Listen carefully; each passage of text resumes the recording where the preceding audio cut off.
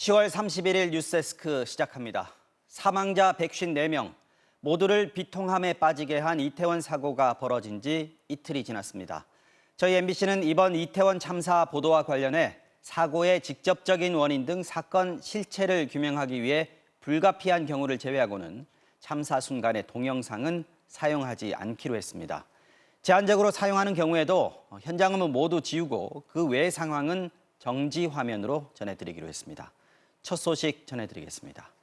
이태원 참사 희생자들을 향한 추모의 물결이 이어지고 있습니다. 현장에서 가장 가까운 녹사평역 광장에 합동 분향소가 설치됐는데요. 취재기자 연결합니다. 유서연 기자, 추모하는 발길이 계속 이어지고 있다고요?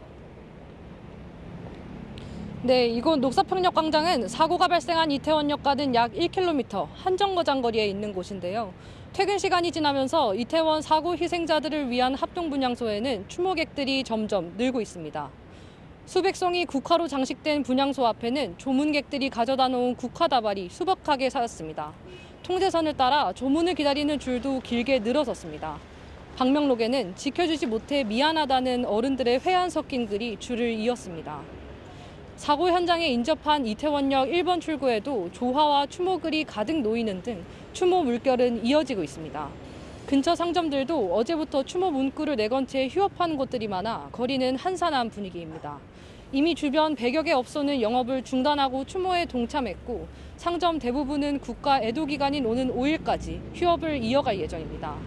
이번 사고 사망자는 총 154명으로 하루 전보다 1명이 늘었는데요. 신원이 확인되지 않았던 사망자 1명이 40대 한국인 여성으로 확인되면서 사망자 신원 확인 작업도 모두 끝났습니다. 부상자는 16명 늘어난 149명으로 집계됐고 이 가운데 중상자는 33명으로 확인됐습니다. 지금까지 이태원 녹사평역 분향소에서 MBC 뉴스 유서영입니다. 지금까지 집계된 참사 희생자 154명의 신원이 모두 확인됐습니다. 시신이 안치된 병원들에는 유가족들의 오열이 계속되고 있습니다. 사고 직후 가장 많은 사망자가 안치됐던 경기도 일산 동국대병원에 취재기자가 나가 있습니다. 구나인 기자, 그곳 상황 어떻습니까? 네, 이곳엔 사고 직후 여성 9명, 남성 5명 등 14명의 희생자가 이송됐는데요. 시신 검시와 인도가 모두 마무리되고 지금은 5명이 안치돼 있습니다. 그중 3명의 빈소가 이곳에 차려지면서 하루 종일 유가족과 조문객들의 오열 그리고 탄식이 이어졌습니다. 내 새끼가 죽었는데 경황이 없지, 황당하죠. 이런 도리에 저렇게 압사를 그만 인원이.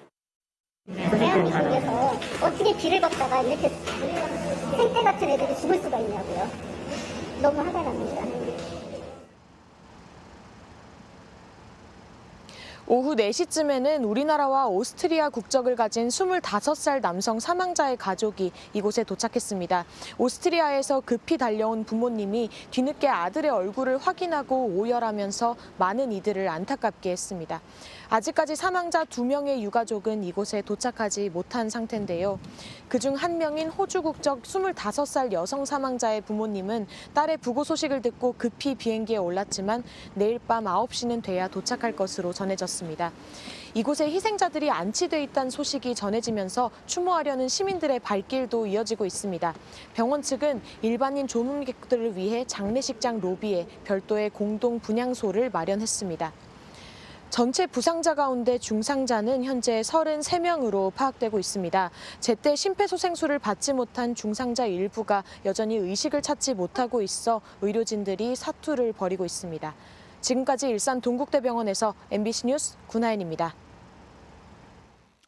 이태원 참사 이후 충격 속에 비통함에 빠진 시민들은 녹사평역 합동 분향소를 포함해서 곳곳에 마련된 추모 공간에서 깊은 애도를 표했습니다.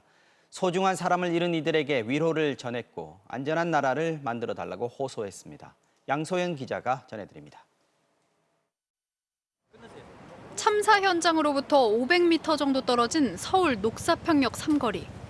희생자를 기리기 위한 합동 분향소엔 영정이나 위패 없이 하얀 국화꽃이 가득 채워졌습니다. 헌화하겠습니다. 조문을 기다리던 젊은 여성 추도객은 흐르는 눈물을 연신 손으로 닦다 결국 고개를 떨궜고 나란히 분향소를 찾은 두 노인은 헌화를 마친 뒤 오랫동안 묵념했습니다. 흰 꽃이 담긴 작은 화분을 직접 가져온 시민도 있었습니다. 참사 당일 이태원역 근처에서 손님을 여럿 태웠다는 40대 택시기사는 야간 운행을 마치고 분향소를 찾았습니다. 이태원역 1번 출구 갔다가 편지 한 통 전해주고 사고 예방 좀 미리 해달라고 전화 한 통이나 민원 한 통 안 넣어서 미안하다고 너희들 잘못한 거 없다고. 최근 이태원으로 이사한 외국인 여성도 분향소를 찾아 슬픔을 나눴습니다. I want to give my condolences to the friends and family and loved ones who were lost tonight. 서울시청 앞 광장에 마련된 분향소에도 추도객의 발걸음이 이어졌습니다. 시민들은 마음이 아프다, 미안하다며 애통해했고 채 피우지 못한 꿈을 하늘에선 꼭 이루길 기도했습니다. 이번 참사로 외국인 학생 2명이 희생된 서울의 한 대학에도 추모 공간이 마련됐습니다. 친구를 잃은 학생들은 한참 동안 눈물을 흘리며 작은 추모 공간을 떠나지 못했습니다. 서울의 각 자치구와 대학가는 물론 전국 곳곳에도 분향소가 마련돼 젊은이들의 안타까운 죽음을 애도했습니다. 정말 꽃다운 나이였을 텐데 이렇게 안타깝게 희생이 된 걸 보고 다음에는 좀 이런 일들이 좀 많이 일어나지 않았으면 좋겠다라는 생각을 많이 했고요. 추모객들은 무엇보다 이번 참사의 원인을 철저히 밝혀야 한다고 한 목소리로 말했습니다. 뉴스 보니까 나오더라고요. 이렇게까지 사람들이 많이 올 줄 몰랐다고. 다들 자기가 잘못 안 했다고 하네. 그럼 누가 잘못한 거지? 하고 좀 속상한 마음은 있었어요. MBC 뉴스 양소연입니다. 비탄에 빠진 유가족들은 이번 참사가 충분히 예측 가능했고 막을 수 있었다며 분통을 터뜨리고 있습니다. 특히 대규모 인파가 몰릴 거란 걸 뻔히 알면서도 경찰과 지자체가 따로 대책을 세우지 않은 점을 두고두고 아쉬워하고 있습니다. 윤수환 기자입니다. 조카의 사고 소식을 듣고 하루 만에 전북 익산에서 올라온 삼촌은 서울 한복판에서 이런 참사가 났다는 게 아직도 믿기지 않습니다.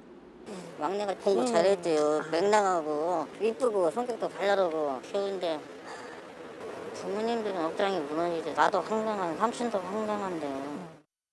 24살, 둘째 딸을 잃은 아버지는 사고 당일 밤 늦게까지 장사를 하느라 다음 날이 돼서야 소식을 접했습니다. 느낌이 이상해서 아침에 내가 9시 넘어서 이제 깼거든요. 또 연락이 안 된다. 유족들은 하나같이 경찰과 지자체의 당시 대응에 분노하고 있습니다. 뻔히 사람들이 몰릴 걸 알면서도 어떻게 도로 통제는커녕 기본적인 인파 관리조차 안 했냐는 겁니다. 다닌다는 것은 사고를 많은 인파가 몰리면 사고를 대비해서 질서도 해주고 관리도 해줘야 되는데. 좁은 골목길이라고는 하지만 완전히 폐쇄된 공간이 아닌 만큼 사고를 막을 방법은 얼마든지 있었을 거라며 분통을 터뜨리기도 했습니다. 그렇게 몰리는 그런 상황 같으면은 뭐하는 세상에 해야 될 거 아니냐. 주체자가 없는 자발적 행사라 책임자가 없었다는 지자체 설명도, 특별히 우려할 정도의 인파가 아니었다는 주무장관의 발언도 가족들의 분노에 기름을 부었습니다. 그 말을 듣고 행안부 전화? 어떻게 그런 말을 할 수가 있습니까? 주책이 없었어도 국가가 왜 있습니까? 사고 터져야 정신 차리지 우리나라는 누가 책임지냐고. 책임자 하나도. 하룻밤에 아들과 딸, 조카를 잃은 유가족들의 분통에도 관련 정부기관들의 책임 있는 언급과 공식 사과는 여전히 나오지 않고 있습니다. MBC 뉴스 윤수환입니다. 실종신고센터에는 오늘 오전 집계로 4,000건이 넘는 실종신고가 접수됐습니다. 밤새 전화를 걸고 카카오톡 메시지를 보내도 아무 답이 없어 발을 동동 구르던 사람들이 그만큼 많았다는 건데요. 다행히 뒤늦게 연락을 받고 안도한 가족들도 있었지만 끝내 메시지에 답장을 받을 수 없었던 가족도 있었습니다. 고재민 기자가 취재했습니다. 트위터에 이태원 사람을 찾습니다라는 해시태그를 달고 올라온 글. 동생이 이태원에 가서 연락이 지금까지 되지 않는다.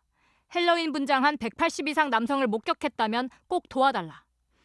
헬로윈 분장을 하고 나간 동생이 사고 이틀이 지나도록 연락이 없다는 내용입니다. 첨부된 카카오톡 대화방 사진. 어디냐? 야 어디냐? 카톡 보면 전화해. 10여 차례 메시지에도 동생은 답이 없고 대화 상대 1명, 즉 동생이 아직 메시지를 안 읽었다는 숫자 1 표시도 그대로였습니다.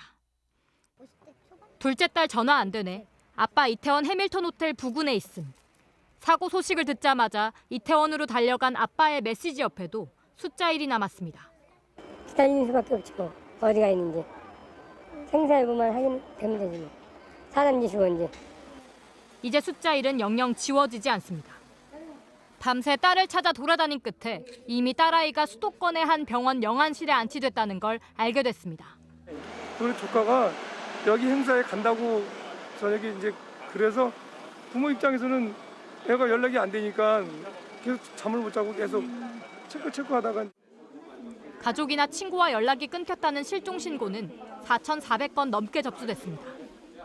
딸이 연락이 안 된다며 신고센터를 찾아온 어머니는 친구 집에 있다는 딸 전화를 받고 안도의 한숨을 내쉬었습니다.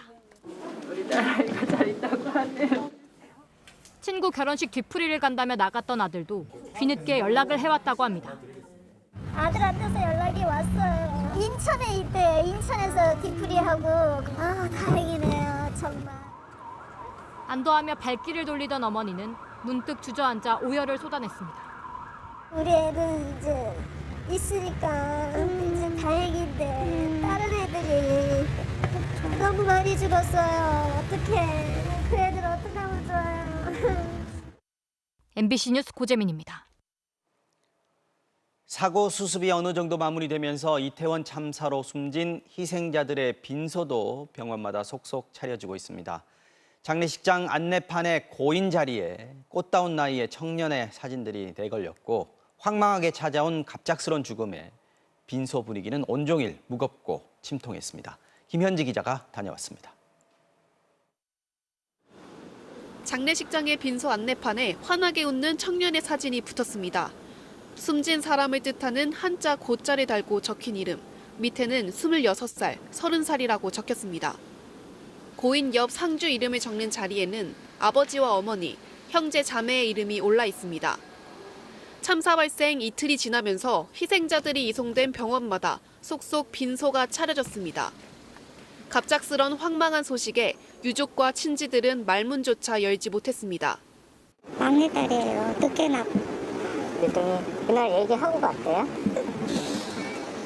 중국에 나가 대학까지 마치고 돌아온 26살 조카딸. 삼촌 기억 속 조카딸은 노는 것과 거리가 먼 집순이여서 더 황망하고 충격이 컸습니다. 집순이였지 그렇게 돌아다니는 걸 좋아하는 애가 아니었어요. 대한민국의 나라에서는 거의 안 살았었으니까 도대체 할로윈이 뭔가 처음이자 마지막으로 한번 가보고 싶었대요. 명문대를 나와 대기업을 다니던 33살 동아리 후배는 여자친구와 함께 이태원에 나갔다가 둘 모두 돌아오지 못했습니다. 부모님들이 이제 자식을 치러야 되는 건데 아버지께서 굉장히 많이 좀 힘들어하셔서 그거 보고 있는 거 참 마음이 그렇네요. 동생이 이태원에 간 줄도 몰랐던 형은 동생 전화를 용산경찰서 형사가 대신 받고서야 동생이 숨진 걸 알았습니다. 그때부터 이제 가슴이 쿵쾅쿵쾅 병원에 들어가서 얼굴 한번 봤어요. 그냥 주저앉게 됐는데 나도 그냥 눈물이 뚝뚝 나오던데. 누구도 예상 못한 너무 빠른 죽음들. 종일 빈소에는 무거운 침묵과 숨죽인 오열이 계속됐습니다.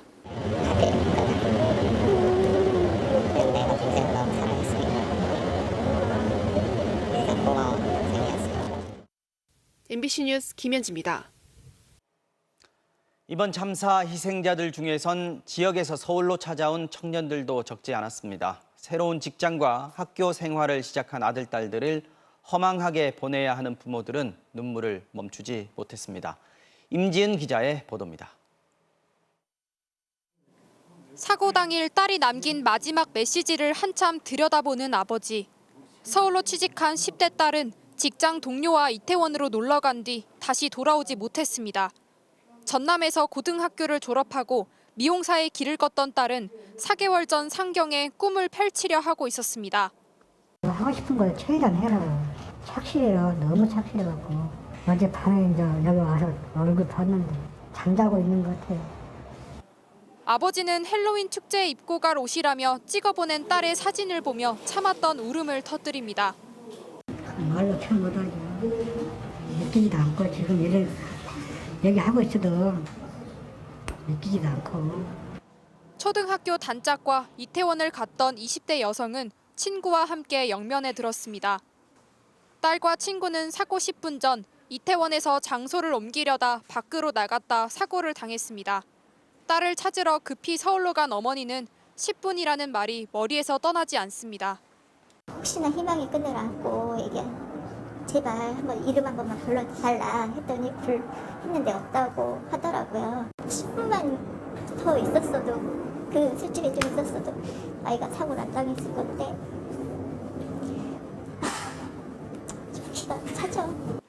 최근 취업에 성공해 서울로 올라온 뒤 이태원에서 오랜만에 고향 친구들을 만난 20대 광주 청년부터 간호사가 되기 위해 목포의 한 대학에 입학한 뒤 친구와 이태원을 찾았다 사고를 당한 20대 여성까지.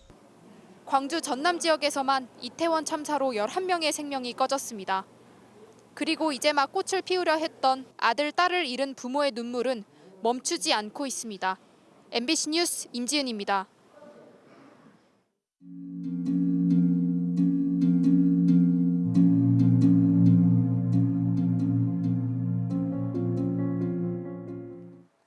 참사가 발생하기 1시간도 더 전부터 이태원 현장에서는 심상치 않은 전조들이 곳곳에서 감지되고 있었습니다.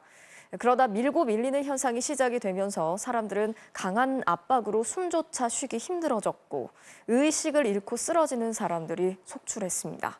이유경 기자가 생존자들의 이야기를 들어봤습니다.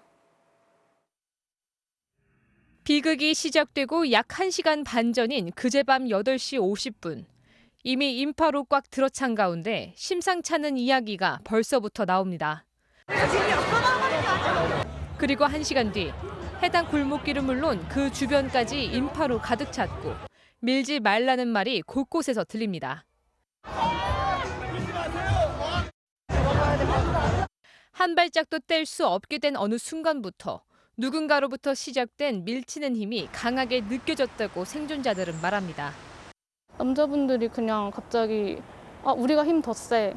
야 밀어 하면서 저희 여자 3분을 그냥 그 방패막이로 삼아서 저희 등을 이렇게 미셨어요. 폭 4m의 좁은 골목길에 엄청난 인파가 몰렸는데도 양쪽 통행이 허용된 상황에서 밀고 밀리는 현상이 격화된 것으로 보입니다. 숨도 쉴 수 없는 강한 압박이 가해졌고 어느 순간 주변 사람들이 늪에 빠진 것처럼 보이지 않았다는 게 이들의 기억입니다. 폐에서 누르는 힘이 숨을 쉬는 그 힘보다 훨씬 세다 보니까 숨이 아예 안 쉬어지더라고요. 그때 여성분들이 그냥 다리에 힘이 빠지면서 제자리에서 주저앉더라고요. 구조를 요청하려 해도 손을 움직일 수가 없었습니다. 공간이 꽉 차고 숨이 딱 압박이 오더라고요. 아무도 핸드폰을 꺼낼 수 없어요. 그 남자분이 겨우 손에 꺼내가지고 이제 112 해서 진짜 사람들 깔려 죽을 것 같아요. 빨리 오세요, 빨리 오세요. 인파에 밀려 의식을 잃는 사람이 속출했고 벽을 기어오르는 사람들도 있었습니다. 벽 쪽에 좀 위치 있었기 때문에 위에서 손잡고 올라오라고 하신 분 덕분에 구출되었습니다. 사고가 시작됐지만 주변의 시끄러운 음악 소리에 의사소통이 완전히 막혔고 싸움이 났다 같은 헛소문까지 퍼지면서 더 많은 사람들이 현장 주변으로 몰렸습니다. 경찰분이 난간에 올라가셔서 뒤로 가달라 소리를 막 엄청 정말 목이 쉬도록 하시는 거예요. 뒤에 분들 모르시고 계속 미시고. 생존자들은 안내 없이 골목길에 몰린 인파와 현장의 심한 소음, 사람들의 밀치기만 없었어도 참사는 없었을 거라고 말합니다. MBC 뉴스 이유경입니다. 참사의 원인을 규명하기 위한 경찰 수사도 본격적으로 시작이 됐습니다. 경찰이 오늘 오후에 현장에서 합동 감식을 실시했고요. 현장 주변의 CCTV 영상을 확보해서 당시 상황을 분석하고 있습니다. 경찰은 모든 가능성을 열어두고 조사하고 있다면서 필요하다면 강제 수사 절차에도 나서겠다고 밝혔습니다. 김세영 기자가 취재했습니다. 오늘 오후 2시 참사 현장인 이태원 골목길. 수많은 취재진과 시민들이 지켜보는 가운데 경찰과 국립과학수사연구원의 합동 감식이 시작됐습니다. 감식은 약 2시간가량 진행된 가운데 경찰은 현장의 상황과 기초 자료를 확보해 사고 원인 분석에 돌입한 것으로 전해졌습니다. 사실 조사를 진행하고 있습니다. 그 결과가 나오는 시점에 가급적 신속하게 그 사안을 국민들께 공개할 수 있도록 그렇게 하겠습니다. 경찰은 또 사고가 난 지점과 주변 CCTV 영상 52개를 확보해 당시 상황을 분석하고 있습니다. 경찰이 확보한 CCTV에 따르면 첫 신고 4분 전인 밤 10시 11분, 골목길에 시민들이 사실상 이동 불가의 교착 상태에 빠진 모습이 확인됐습니다. 이어 6분 뒤 가득 차다 못해 넘친 인파가 주변 가게 내부까지 밀려 들어왔는데 이 과정에서 일부 인원이 넘어지는 모습도 담긴 것으로 파악됐습니다. 경찰은 당시 상황을 겪거나 목격한 44명을 지금까지 조사했고 추가 조사를 이어가고 있습니다. 일각에서는 골목길 위쪽에서 일부 시민들이 앞 사람을 밀었다는 의혹도 제기됐는데 경찰은 목격자 진술이 엇갈려 모든 가능성을 열어놓고 확인할 예정이라고 밝혔습니다. 어떤 남자분 한 3명, 5분 정도가 이제 우리가 더 힘세다, 밀리면 안 된다, 지면 안 된다, 밀어 하면서 막 계속 미는 상황이었고. 그러니까 힘싸움 하듯이 줄다리기 하듯이 사람들이 앞에서는 뒤로 쭉 밀고 뒤에서는 앞으로 쭉 밀고 서로 싸우듯이 막 그렇게 하더라고요. 아울러 경찰은 고인에 대한 명예훼손이나 개인정보를 유출하는 내용의 온라인 게시글 6건에 대해 조사에 착수했고 63건에 대해선 삭제와 차단을 요청했다고 밝혔습니다. 또 서울시와 용산구가 대규모 인파에 대비해 사고를 예방할 의무를 다했는지에 대해서도 들여다볼 방침입니다. MBC 뉴스 김세영입니다. 사고 당시 현장에서는 소방대원들과 의료진은 물론이고 시민들도 함께 구조 활동에 나섰습니다. 한 사람이라도 더 살리기 위해서 간절한 마음으로 모두가 팔을 걷어붙였습니다. 조희원 기자가 전해드리겠습니다. 코로나 이후 첫 헬로윈을 맞아 3년 만에 이태원을 찾았던 주성우 씨. 사고 현장 근처 술집에 있었던 주 씨 일행은 처음에는 음악 소리와 고성 때문에 사고 소식을 알지 못했습니다. 그러다 한두 명씩 실려나가는 사람들이 보이기 시작했고 얼마 지나지 않아 쓰러진 사람들로 거리가 가득 찼습니다. 어느 정도 사람들도 통제가 되면서 이제 CPR을 하는 사람들이 보이는 거예요. 같이 간 지인 간호사가 그 모습을 보고 그냥 바로 내려가서 뭐라도 해야 한다 싶었지만 심폐소생술 관련 응급 지식이 없었던 주 씨는 스스로를 자책해야만 했습니다. 구조 활동을 했던 5년차 간호사 신모 씨. 현장을 확인하자마자 사람들이 살았는지 죽었는지 확인할 겨를도 없이 심폐소생술을 시작했습니다. 그냥 저도 무슨 연기인지 모르겠는데 이건 큰일 났다 해서 그냥 다가갔고 살려야겠다, CPR 하자 이 생각밖에 없었어요. 주변에 있던 사람들도 하나둘씩 팔을 걷고 나서기 시작했지만 사고자들의 상태가 너무 심각해 응급구조는 역부족이었습니다. 제가 했더니 뒤에 사람들 오더라고요. 하니까 도와야겠다 해서 그냥 모르시는 분도 한 것 같고 그랬어요. 그때까지만 해도 그냥 실신해서 누워있는 거라고 생각을 했거든요. 나중에는 이제 지인, 진짜 친구들 아니면 이제 다들 돌아가라고 하시더라고요. 그래도 시민들이 자발적으로 나선 덕분에 더 커질 수 있었던 피해를 줄일 수 있었다는 게 전문가들의 의견입니다. 사망이나 부상으로 잡히지 않으면서도 CPR 받으신 분들도 있을 거예요. 네네. 네, 그러면서 소생된 분들도 있고. 이번 사고를 계기로 최소한 기본적인 응급구조 교육이 필요하다는 목소리도 나오고 있습니다. MBC 뉴스 조희원입니다. 이번 참사로 숨진 희생자 중에는 중학생 1명과 고등학생 5명도 포함이 돼 있습니다. 현직 교사 3명도 참사를 당했습니다. 교육부가 희생자가 발생한 학교에 심리치료 등을 지원하고 안전교육도 보완하기로 했습니다. 정영훈 기자가 전해드리겠습니다. 여느 때 같으면 학생들로 붐볐을 월요일의 학교. 적막함 속에 조기가 내걸렸습니다. 이번 참사로 숨진 재학생을 추모하기 위해 학교는 오늘 하루 휴업을 결정했습니다. 또 다른 고등학교. 함께 갔던 친구 4명 중 2명이 다시 학교로 돌아오지 못했습니다. 학생들이 마음의 안정을 찾도록 이렇게 전문 상담사 인력이 지금 저희 학교로 오기로 되어 있어요. 매일 하루 휴업을 하기로 했습니다. 아직 저버리기엔 너무나 아까운 나이. 장례식장 전광판에 새겨진 16세, 18세라는 숫자가 황망하기만 합니다. 이태원 참사 희생자 가운데 중고등학생은 모두 6명, 모두 서울 지역 학생인 것으로 확인됐습니다. 부상을 입은 학생은 서울 4명, 충남 1명으로 이 중 2명은 병원에서 치료 중입니다. 서울과 경기 울산교육청 소속 현직 교사 3명도 참사를 당했습니다. 가장 많은 희생자가 나온 서울시 교육청은 교육청 안에 합동 분향소를 설치했습니다. 특별히 안타깝게도 우리 학생들도 또 학부모도 또 우리 선생님도 희생자가 나왔습니다. 정말 형언할 수 없는 안타까움을 느낍니다.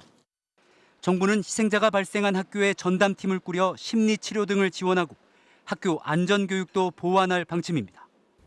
우리 중고생들도 또 일부 있기 때문에 굉장히 좀 마음이 아프고 이제 학교 안전에 대해서 또 다시 한번 저희가 다듬어야 될 그런 계기가 됐다고 봅니다. 오는 5일까지 국가 애도 기간 동안 각 학교가 조기를 개항하고 추모 리본을 착용하도록 하는 한편 각종 행사도 최소화하기로 했습니다.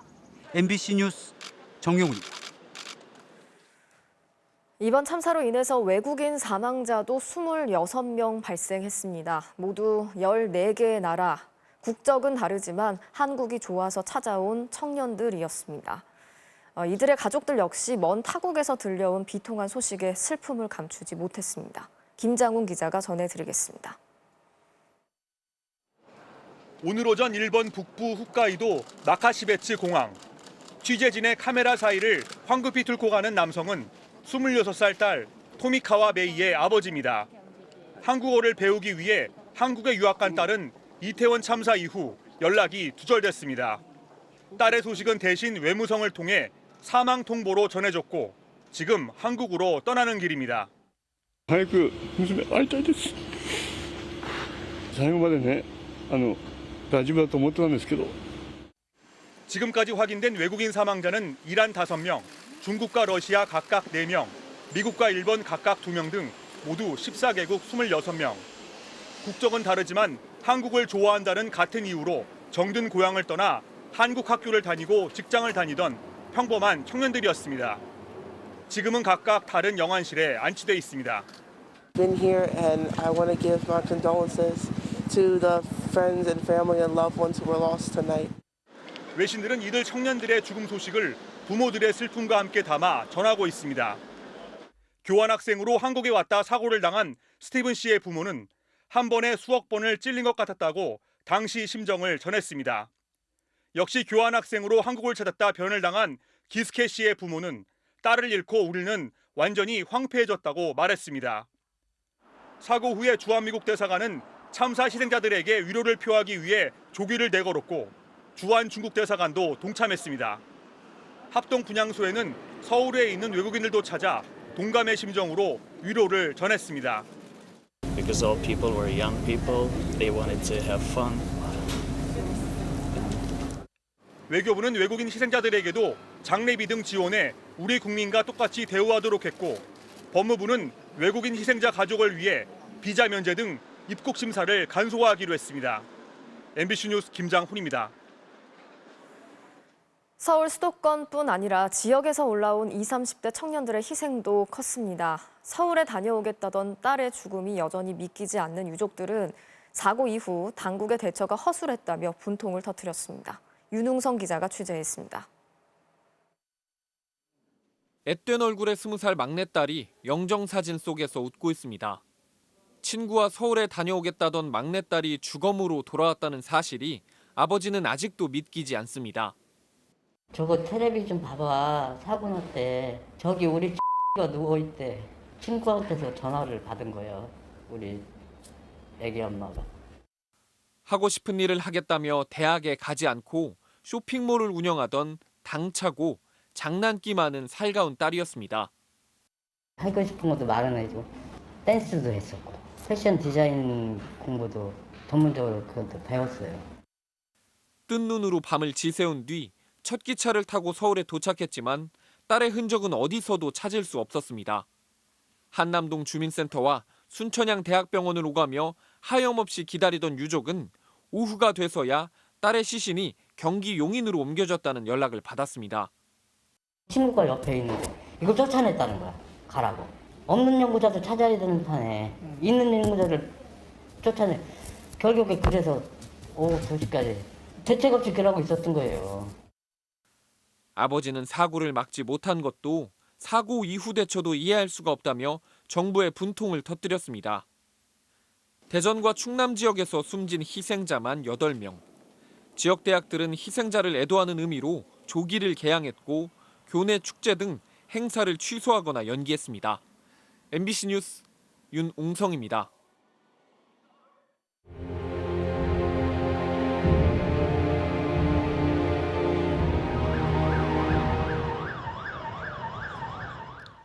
참사 현장 부근 말고도 서울광장을 포함한 전국 곳곳에 희생자들을 추모하기 위한 합동 분향소가 차려졌습니다. 윤석열 대통령 부부를 포함해 많은 시민들이 오늘 서울광장 합동 분향소를 찾았습니다. 현장 연결해 보겠습니다. 김정우 기자. 자, 이제 날이 조금씩 어두워지고 있는데 조문을 하려는 시민들이 계속 찾아오고 있습니까? 예, 오늘 오전 10시부터 시작된 조문 행렬은 계속 이어지고 있습니다. 특히 지금은 퇴근길 시민들이 분향소를 찾으면서 줄이 길게 늘어섰는데요. 침통한 표정으로 이번 사고를 안타까워하며 애도의 뜻을 더하고 있습니다. 정부는 다음 달 5일 자정까지를 국가 애도 기간으로 지정했는데요. 이 기간 동안 서울시를 비롯한 정부 부처와 관공서는 조기를 개항하고 희생자를 추모할 예정입니다. 오늘 하루 이곳 서울광장 합동 분향소에는 4천여 명의 조문객들이 찾아왔습니다. 어린아이부터 대학생, 손주를 둔 노인까지 추모객들의 국적과 성별, 나이는 제각각이었지만 전하려는 마음은 같았습니다. 좋은 데 가서 잘 살아라 그러면서 새벽에 왔어요. 새벽? 예, 그래갖고 지금 밥도 안 먹었어요. 하루 종일 이어진 조문 행렬에 정치권 인사들도 동참했습니다. 분향소가 문을 열기 30분 전인 오전 9시 반쯤엔 윤석열 대통령 부부가 헌화와 묵념을 한 뒤 아무런 말 없이 자리를 떠났습니다. 한덕수 국무총리, 이상민 행안부 장관, 한동훈 법무장관 등 정부 관계자들의 발걸음도 이어졌습니다. 분향소 한켠에는 서울시가 운영하는 재난심리상담소도 마련돼 참혹했던 당시 사고와 관련해 심리적 문제 해결을 돕고 있습니다. 서울광장에 마련된 합동 분향소는 내일부터는 아침 8시부터 밤 10시까지 조문이 가능합니다. 사망자가 전국 곳곳에서 나온 만큼 서울을 포함해 전국 17개 시도청사에서도 합동 분향소가 설치돼 조문객들을 맞이하고 있습니다. 지금까지 서울광장 합동 분향소 앞에서 MBC 뉴스 김정우입니다. 정부는 사망자 신원 확인이 이제 거의 마무리된 만큼 본격적으로 장례 지원에 나서겠다고 밝혔습니다. 중앙재난안전대책본부가 있는 정부 서울청사 연결합니다. 이지선 기자, 자 먼저 사상자 집계부터 전해주시죠. 네, 지금까지 중대본이 집계한 사상자 수는 사망자 154명, 부상자 149명입니다. 어젯밤보다 사망자는 1명 늘었고 부상자 수도 16명 늘었습니다. 사망자 154명의 신원이 모두 확인되면서 중대본은 이제부터 본격적인 장례 지원에 나설 계획이라고 밝혔습니다. 한덕수 총리의 말 들어보시죠. 이제는 장례 절차 등의 후속 조치가 본격적으로 이루어져야 하는 시점이라고 생각합니다. 유가족들의 의견을 최대한 반영해 필요한 지원에 최선을 다하겠습니다. 정부는 이태원 참사 사망자의 장례비를 한 사람당 최대 1,500만 원까지 지급하기로 했습니다. 위로금 성격의 구호금은 사망자 2천만 원, 부상은 정도에 따라 1,000만 원까지 지급됩니다. 특히 사망자 거주 지역의 지자체 공무원을 유가족과 1대1로 매칭해서 필요한 자원에 만전을 기한다는 방침입니다. 부상자 치료 역시 문제가 없도록 실치료비를 정부가 우선 대납하기로 했고 유가족과 부상자들에 대해서는 세금과 통신요금 등을 감면하거나 납부를 유예해 주기로 했습니다. 자, 참사의 원인을 놓고 사전 대비가 미흡했다 이런 지적이 계속해서 나오고 있는데 중대본의 언론 브리핑 내용이 또 논란이 되고 있어요. 네, 중대본은 오늘 오전 세종청사에서 이태원 참사 이후 처음으로 공식 합동 브리핑을 열었는데요. 기자단에게 미리 질문지를 받아놓고는 정작 브리핑에서는 20분 안에 끝내야 한다며 민감한 질문에 답을 회피하는 모습을 보였습니다. 당시 상황 들어보시죠. 추가 질이 없어서 이상으로 질의 답변을 모두 마치겠습니다. 굉장히 많은 질문들이 들어와 있는데 지금 사회 보시는 분은 그 질문을 못 보신 겁니까?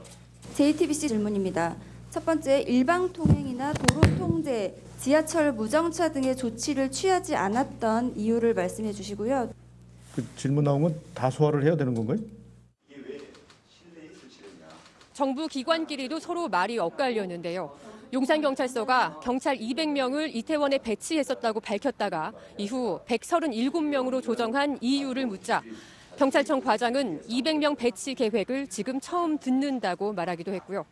서울 전역을 특별 재난 지역으로 선포하는 걸 검토하고 있다는 오세훈 서울시장 발언에 대해서도 행안부는 처음 듣는 얘기라며 구체적인 얘기를 들어보고 검토하겠다고 수습하기도 했습니다. 지금까지 정부 서울청사에서 MBC 뉴스 이지선입니다. 이태원에 우려할 만한 인파가 몰린 게 아니었다. 경찰과 소방 인력을 미리 배치함으로써 해결될 문제가 아니었다. 이상민 행정안전부 장관의 이 같은 어제 발언이 주무장관으로서 책임 회피성 발언이라는 논란이 커지고 있습니다. 하지만 이 장관은 오히려 오늘도 이 같은 비판을 선동적인 주장이라고 하다가 뒤늦게 유감을 표했습니다. 박소희 기자가 보도합니다. 이상민 장관은 어제 중앙재난안전대책본부 브리핑에서 경찰력 대비가 미흡했다는 취지의 질문에 대해 이렇게 반박했습니다. 경찰이나 소방 인력이 미리 배치함으로써 해결될 수 있었던 문제는 아니었던 것으로 지금 파악을 하고 있고요. 예년보다 특별히 우려할 정도로 많은 인파가 몰렸던 게 아니라는 겁니다. 사실관계에도 맞지 않고 주무장관으로서 책임을 피하는 발언이라는 지적이 나왔지만 이 장관은 분향소를 찾은 오늘 오전에도 정치적인 비판이라며 받아들이지 않았습니다. 정확한 사고 원인이 나오기 전까지는 섣부른 예측이나 추측이나 선동성 정치적 주장을 해서는 안 된다는 그런 취지입니다. 그러면서 집회와 모임 문화에 대한 반성이 필요하다는 취지의 언급까지 했습니다. 과연 경찰의 병력 부족으로 인한 사고였는지 아니면 근본적으로 우리가 집회나 어떤 모임에 있어서 시정해야 될 것이 있는 건지. 하지만 정작 경찰에서는 다소 다른 평가가 나왔습니다. 투입한 경찰력이 모자랐던 건 아니라면서도 이번처럼 주최 측이 없는 행사에 대한 대비 지침이 없었던 건 사실이라고 털어놓은 겁니다. 현재 그 주최 측이 없는 다중이 그 운집이 예상되는 그런 상황에 대해서는 뭐 그 대비 매뉴얼이 별도로 있는 것은 없다고 저는 알고 있습니다. 경찰청 홍기한 경비국장도 상당한 인원이 모일 것은 예견했지만 대규모 인명 피해가 발생할 거라고는 예견하지 못했다고 토로했습니다. 그러면서 주최 측이 없는 다중인파 사건에 대응하는 경찰의 매뉴얼이 없다며 이번 사고는 그런 부분에서 미흡한 점이 있었다고 덧붙였습니다. 이틀째 논란이 계속되자 이상민 장관은 국민들께서 염려하실 수도 있는 발언을 해 유감스럽게 생각한다며 사고 수습에 전념하겠다고 밝혔습니다. MBC 뉴스 박소희입니다. 이상민 장관의 어제 문제의 발언에 대해 대통령실과 한덕수 국무총리는 이 장관 발언의 취지로 볼 때 큰 문제가 없다는 반응을 보였습니다. 하지만 정치권은 여야 모두 부적절했다는 비판부터 당장 파면해야 한다는 질타까지 잇따라 쏟아냈습니다. 계속해서 임현주 기자가 보도합니다. 이번 사고가 경찰 배치를 통해 해결될 문제는 아니었다고 한 어제 이상민 장관의 발언에 대해 대통령실 관계자는 현재 경찰에게 부여된 권한이나 제도로는 이번 같은 사고를 예방하고 선제적으로 대응하기 어렵다는 취지의 발언으로 이해하고 있다고 밝혔습니다. 한덕수 국무총리도 경찰 인력 투입에 대해 설명하려는 취지였을 것이라고 말했습니다. 오히려 뭐 조금 더 많은 숫자의 그런 경찰의 인력들이 여러 가지 수고를 많이 하는 과정에서도 투입이 됐다 하는 그런 말씀을 대통령실이나 총리나 이상민 장관 발언이 문제가 없다며 대신 해명한 것으로 풀이됩니다. 하지만 여당에서조차 국민 정서에 반하는 발언이란 비판이 잇따랐습니다. 국민들의 아픔을 이해하고 또 국민들의 아픔에 동참하는 모습이 아닌 형태의 그런 언행은 조심해야 된다 말씀을 드립니다. 일반 국민들이 들으시기에 그 적절한 발언은 아니라고 생각을 합니다. 유승민 전 의원은 위험할 정도로 인파가 몰릴 것을 예상하고 정부는 사전에 대비했어야 한다며 이 장관을 당장 파면해야 한다고 주장했습니다. 민주당에서는 주무장관의 무책임한 발언이다. 귀를 의심하지 않을 수 없다는 지적이 이어졌습니다. 너무 참담한 말입니다. 아마 그 말에 대한 판단은 저뿐 아니라 모든 국민들께서 지금 다 마음속에 갖고 계시리라 생각이 들고요. 이재명 대표도 우회적인 비판을 내놨습니다. 나는 책임이 없다. 할 만큼 했다. 이런 태도를 보여서 국민들을 분노하게 할 것이 아니라 낮은 자세로. 정의당 역시 유가족과 국민에게 두 번 상처를 입히는 것이라며 책임 회피에 급급한 면피용 발표에 분노를 느낀다고 목소리를 높였습니다. 국회 행안위는 내일 이상민 장관을 불러 이태원 참사에 대한 현안 보고를 받을 예정이어서 이 장관의 발언을 둘러싼 논란은 계속될 걸로 보입니다. MBC 뉴스 임현주입니다. 이런 가운데 관할 지자체인 서울 용산구 구청장의 발언도 논란을 빚고 있습니다. 박희영 용산구청장은 MBC와의 인터뷰에서 이번 헬로윈 행사에 대해 명확한 주최 측이 없는 만큼 축제가 아닌 하나의 현상이라고 규정했습니다. 재난안전법에 근거한 매뉴얼에는 지자체나 민간이 주최하고 1,000명 이상이 참가하는 모든 축제에는 안전대책을 세워야 한다고 명시돼 있어서 지자체의 법적 책임을 면하려는 포석으로도 읽히는데요. 박 구청장은 그러면서 할 수 있는 역할은 다 했다고 말했습니다. 지윤수 기자입니다. 이태원 합동 분향소를 찾은 박희영 용산구청장. 분향을 마치고 떠나는 박 청장을 따라갔습니다. 너무 가슴이 아픕니다. 그리고 사망하신 분들과 유가족께 심심한 조의를 표합니다. 그런데 사고 책임론에 대해 묻자 할 수 있는 건 다 했다며 선을 그었습니다. 저희는 전략적인 준비를 다 해왔고요. 구청에서 할 수 있는 역할은 다 했습니다. 인파가 그 정도일지는 사실 예상 못하신 건가요? 못하죠. 작년보다는 많을 거라는 건 예측했지만 이렇게 단시간에 많을 거라는 거는. 그러면서 이번 이태원 헬로윈 행사는 명확한 주최자가 없었다며 축제가 아니라 현상으로 봐야 한다고 규정했습니다. 이건 축제가 아닙니다. 축제면 행사의 내용이나 주최 측이 있는데 내용도 없고 그냥 할로윈 데이에 모이는 일종의 어떤 하나의 그런 현상이라고 봐야 되겠죠. 주최가 없었다며 굳이 현상이라고 규정한 이유는 뭘까?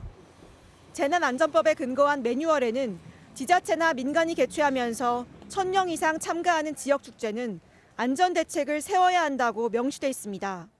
실제로 2주 전 용산구가 후원한 이태원 지구촌 축제 때는 차량 통제 같은 조치가 이뤄졌습니다. 하지만 주최 측이 없었던 헬로윈 행사의 경우 여기에 해당하지 않아 대비 의무가 없었다는 뜻으로 보입니다. 그런데 재난안전법 4조에는 국가와 지방자치단체는 재난이나 사고로부터 국민의 생명과 신체를 보호해야 된다는 대원칙이 있습니다. 많이 모이면 사람이 죽을 수도 있다는 것을 경험하고 만든 조항이기 때문에 주최자가 없어서 관리가 안 되는데 사람이 많이 모인다는 걸 예상이 가능하다면 더욱이 안전 조치를 해요. 용산구는 참사 발생 이틀 전 개최한 회의에서 방역과 청소 대책만 논의했고 안전사고 예방에 대해서는 별다른 대비책을 세우지 않은 것으로 전해졌습니다. 박 구청장은 지금은 사고 수습이 최선이라며 안전 사각지대가 없도록 면밀하게 살펴보도록 하겠다고 밝혔습니다. MBC 뉴스 지윤수입니다. 외신들은 오늘도 한국의 수도 서울에서 벌어진 참사에 대한 보도를 이어갔습니다. 공통적으로 지적하는 건 어떻게 이런 대규모 인파가 몰릴 것에 대한 당국의 대비가 없었는가 하는 거였습니다. 신정현 기자입니다. CNN은 오늘도 참사 현장을 찾았고 상황을 중계하는 기자는 안타까움을 숨기지 않았습니다. Attention of the Korean media, of the international media is here, and over there is the entryway to this little alleyway where so many people lost their lives. 한국에서 압사 사고로 154명이 사망했다는 사실은 화면 아래 큰 글씨의 자막으로 방송 내내 전 세계로 전해졌습니다. 참사 당일 사고의 위험에 대해선 이미 지하철에서부터 조짐이 있었습니다. In the metro station, it was already scary because we have just a little space to go outside. 인터뷰한 여성은 사람들이 몰려오는 게 마치 폭포수와 같았다고 당시의 두려움을 회상했습니다. The other people was running down. It was so scary because it was like a waterfall. 외신이 공통적으로 지적하는 건 대규모 인파에 대한 당국의 대비책이 없었다는 점입니다. 인파 관리가 전혀 이루어지지 않았다. 경찰이 클럽 경비원처럼 골목길 접근을 관리했어야 한다. 비상시 사람들을 대피시킬 수 있도록 정부는 실시간으로 군중 규모를 관찰해야 할 책임이 있다. 일본의 헬로윈 축제에 등장한 이른바 DJ 폴리스. 일본 경찰은 차 위에 올라가 마이크로 현장을 통제하면서 군중 사고를 막고 있습니다. 일본 언론은 그래서인지 지자체와 경찰 준비가 허술해 사고로 이어졌을 수 있다고 짚었고 행정당국이 통행 규제 등을 충분히 하지 못했다며 정부의 대응 부족을 사고 원인으로 꼽았습니다. 이번 참사를 두고 미국 일간 뉴욕타임스는 한국 경찰이 집회와 시위에는 군중 통제에 매우 능숙하지만 허가 없이 자유롭게 모여든 군중의 허를 찔렸다고 보도했습니다. MBC 뉴스 신정연입니다. 이번 참사와 같은 압사 사고는 대규모 행사는 물론이고 만원 버스나 지하철 안에서도 발생할 수 있다고 전문가들은 말합니다. 물론 이런 상황이 벌어지지 않도록 예방하는 게 우선이겠지만 급박한 위험 상황이 닥쳤을 때 개개인은 어떻게 대처하는 게 좋을지 손영 기자가 알아봤습니다. 이번 참사의 사인은 대부분 압착성 질식사로 추정됩니다. 숨을 쉬기 위해선 가슴속 횡격막을 움직여야 하는데 심한 압박이 가해지면 흉곽 운동에 필요한 공간을 확보하지 못하게 됩니다. 이런 강한 압박 상태에서 외상성 질식사로 심정지에 이르는 시간은 빠르면 1분 내외. 선체로 의식을 잃은 사람이 많았던 것도 이 때문입니다. 서 있는 상태에서 질식을 했다 이런 표현은 나오더라고요. 눌려있기 때문에 이 폐하고 심장 쪽에 압박이 엄청 가해졌을 거예요. 때문에 이런 상황에선 무엇보다 가슴 쪽 압박을 피하는 게 중요합니다. 가방이 있다면 가슴 쪽으로 막거나 두 팔을 구부려 가슴 앞으로 올리는 복싱 자세를 취해야 합니다. 또 군중에 휩쓸리게 됐을 땐 절대 그 힘에 저항하면 안 됩니다. 만약 넘어졌다면 몸을 공처럼 동그랗게 말고 최대한 빨리 일어나야 한다고 미국 질병통제예방센터도 권고하고 있습니다. 하지만 이번 참사처럼 1제곱미터에 5명 이상이 몰리는 초밀집 상황에선 개인의 대처만으로는 어렵습니다. 특히 군중이 밀집한 압사 사고는 구급차 접근이 어려운 경우가 많아 응급조치가 필요합니다. 심폐정지에 빠진 경우 골든타임 4분을 지키는 게 중요하기 때문에 119에 신고한 뒤에도 심폐소생술을 해줘야 합니다. 먼저 환자를 평평한 바닥에 눕힌 뒤 턱을 들어올려 기도를 확보해야 합니다. 깍지를 낀 두 손을 포개 수직으로 만들어 가슴 가운데 부위를 5cm 깊이로 누릅니다. 속도는 분당 100회에서 120회, 1초당 2번 정도가 적당합니다. 흉부 압박 30번 뒤 인공호흡 2번을 해야 하지만 어렵다면 흉부 압박만 해도 도움이 됩니다. 심폐소생술이 제공되지 않는다면 뇌를 포함해서 우리 몸의 주요 장기들이 저산소성 손상에 빠지게 되고 이건 사망이나 아니면 여러 가지 후유증으로 이어지실 수 있습니다. 또 이번 참사처럼 아래 깔린 사람을 구조할 때 팔다리를 무조건 당기면 경추등이 손상될 수 있어 주의해야 한다고 전문가들은 조언했습니다. MBC 뉴스 손영입니다.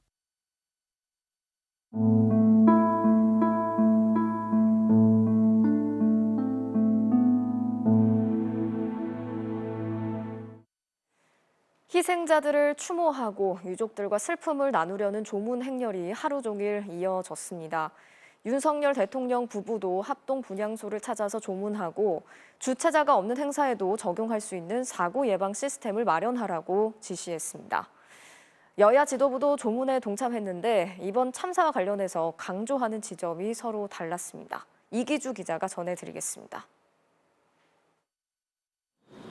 일반 시민들의 조문이 시작되기 30분 전인 오늘 오전 9시 반쯤 윤석열 대통령 부부가 서울시청 광장의 합동 분향소를 찾았습니다. 김대기 비서실장 등 대통령실 참모 20여 명이 뒤를 따랐습니다.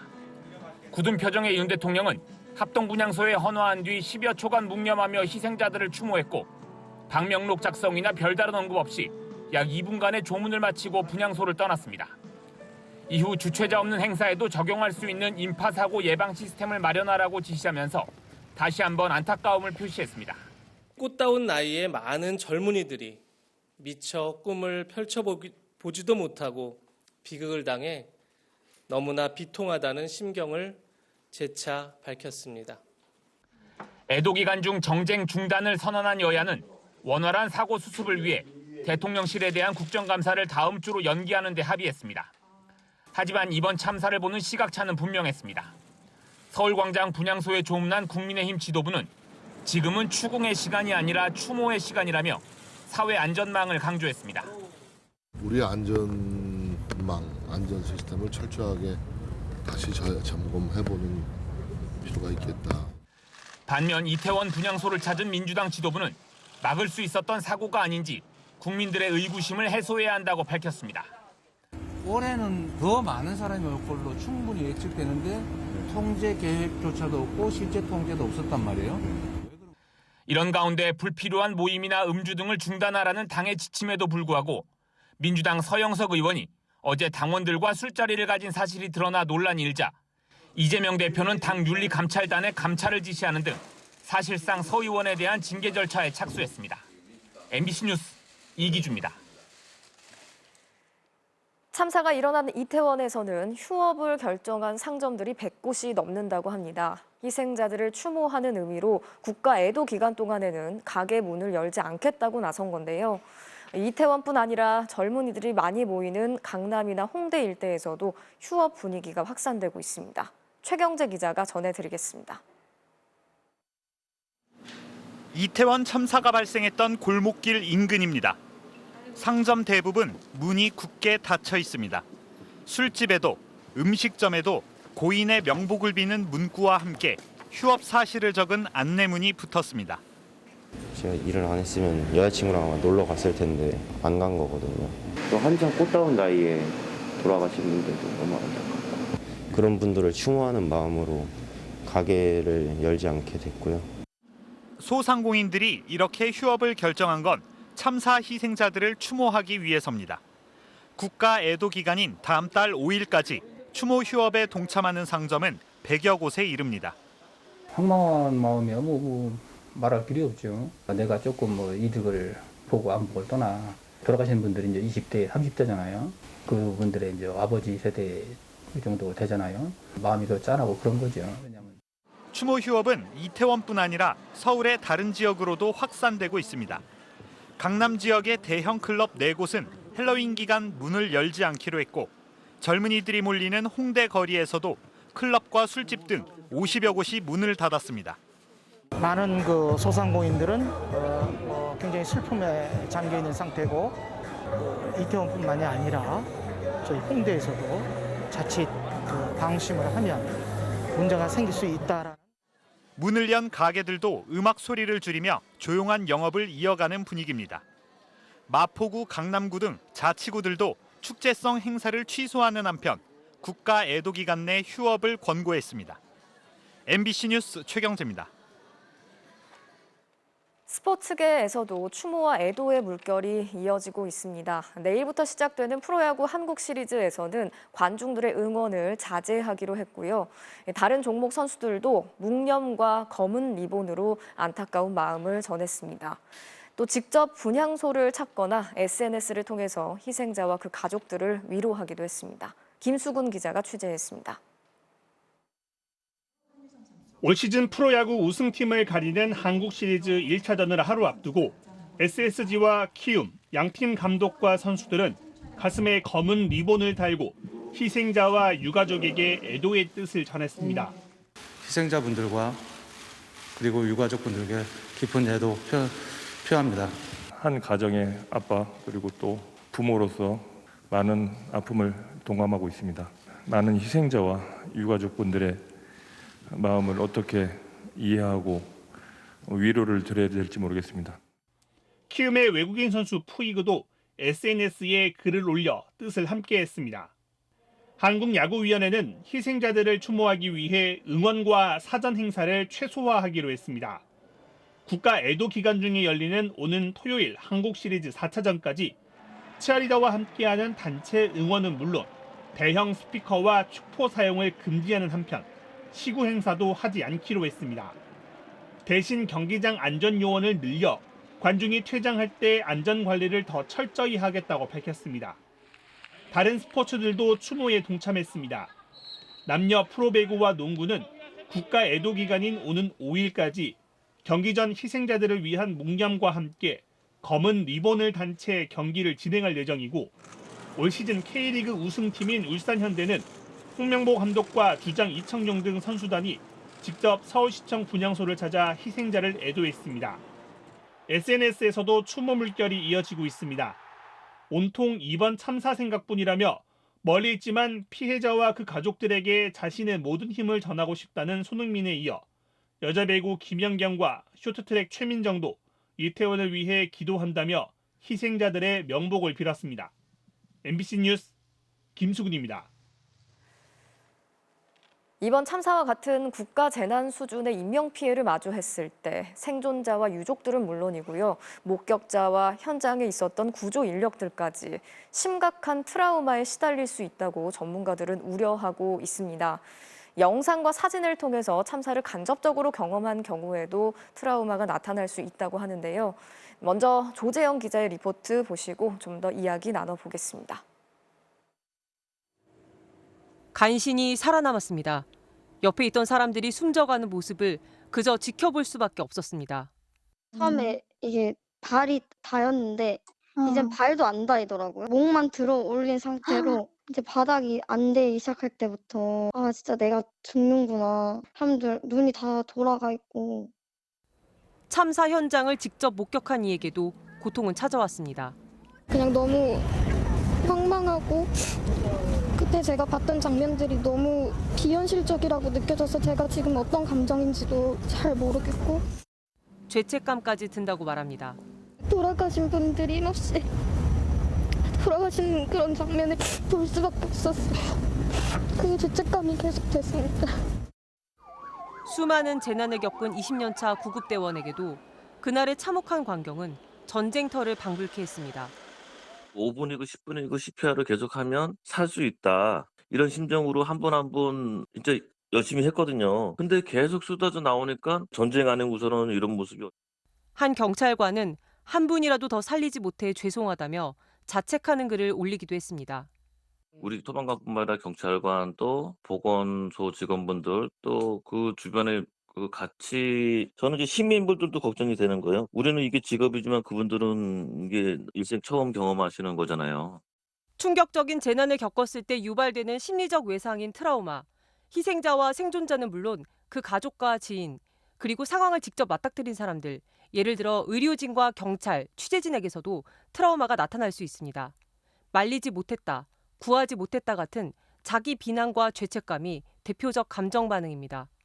이런 트라우마 경험을 하게 되면 그 부정적인 정서가 마음속에서 위로 쫙 올라오게 되니까 잘못을 찾게 됩니다. 그런데 많은 부분에 있어서 이런 비난의 화살이 바로 자기 자신에게 쏟아지게 됩니다. 특히 이번 참사의 경우 SNS 등을 통해 실시간으로 상황이 전해졌기 때문에 영상을 지속적으로 접한 시민들도 트라우마를 겪을 수 있다는 게 전문가들의 지적입니다. 네, 그럼 조재영 기자와 함께 조금 더 짚어보겠습니다. 자, 조 기자. 네.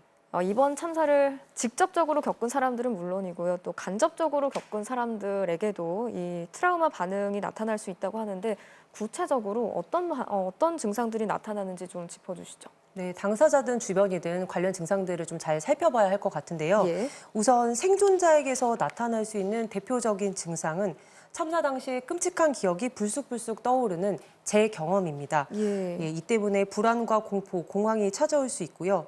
이런 고통을 회피하려다 자신의 감정조차 제대로 느낄 수 없는 상태가 될 수도 있습니다. 또 유가족에게 가장 먼저 찾아올 수 있는 감정은 원망과 분노, 그리고 죄책감입니다. 네. 희생자의 지인이나 사고 영상을 간접적으로 접한 사람들도 간접 트라우마, 즉 비슷한 증상을 겪을 수가 있습니다. 워낙 끔찍한 참사였기 때문에 직간접적으로 경험한 누구든 이런 감정이 드는 건 심리학적으로는 당연한 반응이라고 합니다. 네, 참사 당시의 기억이 갑자기 떠오르는 재경험, 그리고 원망, 분노, 죄책감까지 이런 증상들이 나타날 때 좀 완화할 수 있는 방법이 있습니까? 보통 시간이 지나면 좀 자연적으로 회복이 되는 경우가 많지만 심해지면 외상 후 스트레스 장애로 이어질 수가 있습니다. 네. 그래서 우선 증상을 악화시키지 않으려면 사고 관련 기사나 뉴스를 지나치게 많이 보시지는 않아야 합니다. 또 그렇다고 무조건 피하는 것 역시 트라우마를 강화시킬 수가 있는데요. 네. 그래서 본인이 느끼는 고통은 자연스러운 반응이라는 걸 인정하고 부정적인 생각이 들 때는 주변에 적극적으로 알려서 도움을 요청하는 게 가장 중요합니다. 술, 담배에 의지하는 건 금물이고 혼자서 지내는 것도 좋지 않습니다. 네. 또 증상이 바로 나타나지 않을 수도 있어서 관련이 있는 분들은 심리 상담을 받는 것이 좋습니다. 예, 많은 사람들이 지금 고통을 겪고 있는 상황입니다. 지금 사실 인터넷상에서도 무분별한 사고 영상이 유포되고 있는 건 물론이고요. 또 희생자에 대한 비난이나 사실 확인 안 된 내용의 뉴스까지 돌지 않고 있습니까? 네. 이런 게 모두 다 트라우마를 악화시키는 행동이다, 이렇게 전문가들 우려하고 있잖아요. 예, 그래서 관련 학회에서는 잇따라 우려와 자제를 당부하는 입장을 내놓고 있고요. 정부도 강력하게 대응한다는 방침입니다. 방송통신심의위원회가 참사 당시의 자극적인 현장을 그대로 노출시킨 영상과 사진에 대해서는 삭제, 차단 조치를 취했고요. 경찰도 피해자들에 대한 비난과 가짜뉴스에 대해서는 엄중 처벌하기로 했습니다. 직접 들어보시죠. 악의적인 비방글이나 또 그 신상 정보를 유포한 행위에 대해서는 적극 수사를 검토하고 있고 또 현재 한 6건에 대해서는 입건 전 조사를 진행 중에 있습니다. 자, 그러면 나한테 이런 증상들이 나타나고 있다, 이걸 알게 됐고 이제 전문가들의 도움을 받으려면 어떻게 해야 합니까? 예, 정부가 트라우마 센터 안에 통합심리지원단을 꾸리고 유가족과 부상자, 목격자 등 1,000명을 대상으로 상담을 실시하기로 했습니다. 예. 심리 지원을 원하시는 분들은 지금 화면 아래 보이는 전화번호로 연락하셔서 꼭 도움을 받으시길 바랍니다. 네, 지금 화면 아래에 저희가 번호 전해드리고 있습니다. 이태원 사고 심리지원센터 1577-0199로 전화하셔서 꼭 상담 받으시길 바라겠습니다. 자, 조재현 기자 잘 들었습니다. 이번 이태원 참사에 대해서 교황청도 공개적으로 애도를 표했습니다. 프란시스코 교황은 바티칸 성 베드로 광장에서 열린 주일 기도에서 희생자를 위해서 함께 기도하자고 밝혔습니다. 특히 희생자 대다수를 차지하는 젊은이들의 영혼을 위로했습니다. Preghiamo per le vittime dell'attentato terroristico che a Mogadiscio ha ucciso più di 100 persone. 네, 이번에 국내외 주요 뉴스 전해드리고 다시 이태원 참사 관련 소식 이어가겠습니다.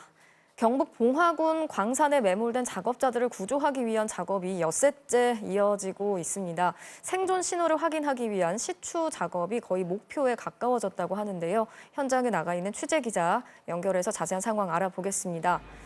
자, 김서영 기자, 생존 반응 확인 작업 어떻게 진행되고 있습니까? 네, 안타깝게도 고립된 작업자 2명의 생존 신호는 확인되지 않고 있습니다.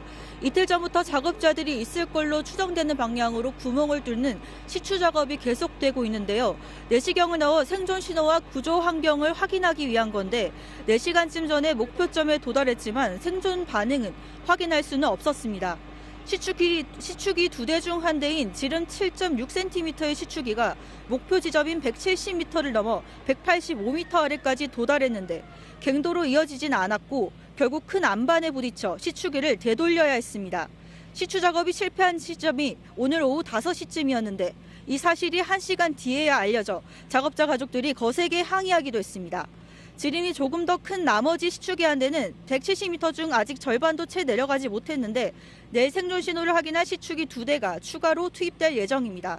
현장에서 엿새째 생존 소식만을 기다리고 있는 가족들은 크게 실망하면서도 희망의 끈을 놓지 않는 모습입니다. 현재 구조대의 진입로 확보를 위한 암석 제거 작업은 구조 예상 지점까지 직선거리로 91.5m 정도 남았습니다.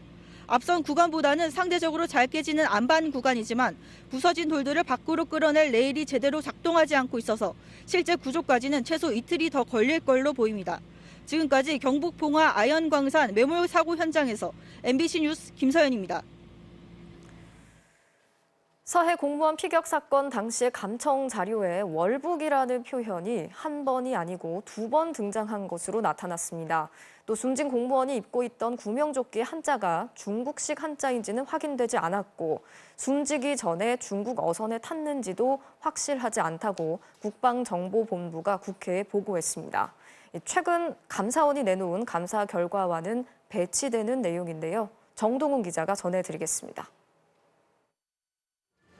지난 2020년 9월 서해에서 표류하다 북한군에 발견된 이후 피살된 공무원 고 이대준 씨.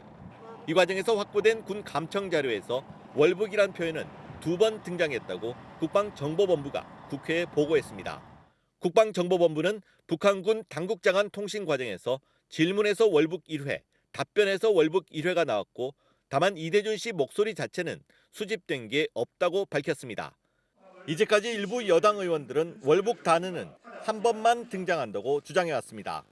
그거 딱 한마디에서 그것도 북한 병사가 이야기한 거고. 고 이대준 씨가 숨지기 전 중국 어선에 구조됐던 정황이 있다는 추정과 다른 설명도 나왔습니다. 고 이대준 씨가 입고 있던 구명조끼의 한자가 중국 간자체인지인지도 확인할 수 없었다는 겁니다. 정보본부는 한자체가 간자체가 맞냐는 의원 질의에 중국 간자체 관련 부분은 사실이 아니다. 간자체인지 알 수 있는 조건이 아니다라고 답변한 것으로 전해졌습니다. 앞서 감사원은 피격 사건 감사 결과에서 구명조끼에 한자가 적혔다고 밝혔고 이후 중국 간자체라는 추정도 일부 언론에서 나왔습니다.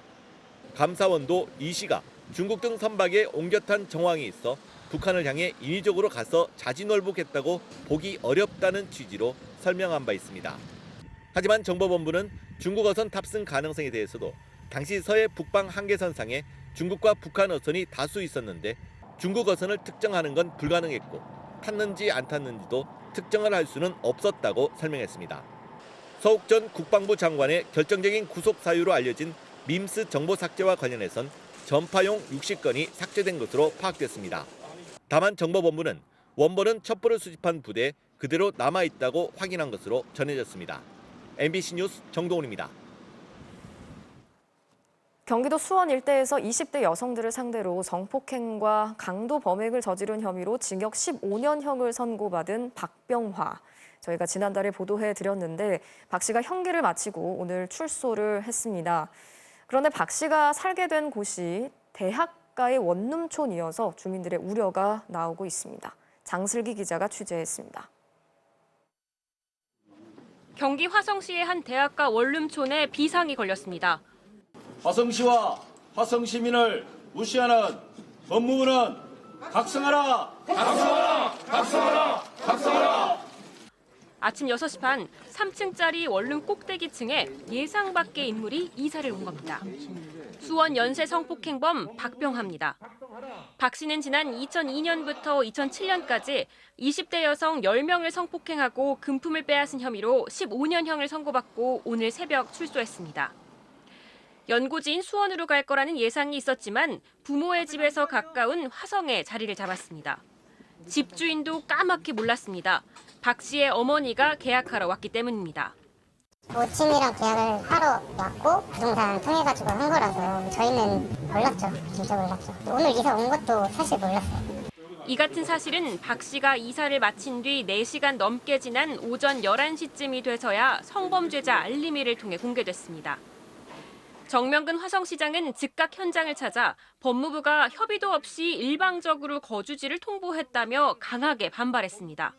법무부는 군사작전 하듯이 당일 새벽에 화성시로 이주 조치하고 일방적으로 통지한 것은 화성시와 화성시민을 무시한 처사입니다. 박 씨를 강제 퇴거시키기 위해 모든 행정력을 동원하고 집주인을 속인 것도 문제라며 법적 대응 방안도 검토 중이라고 밝혔습니다.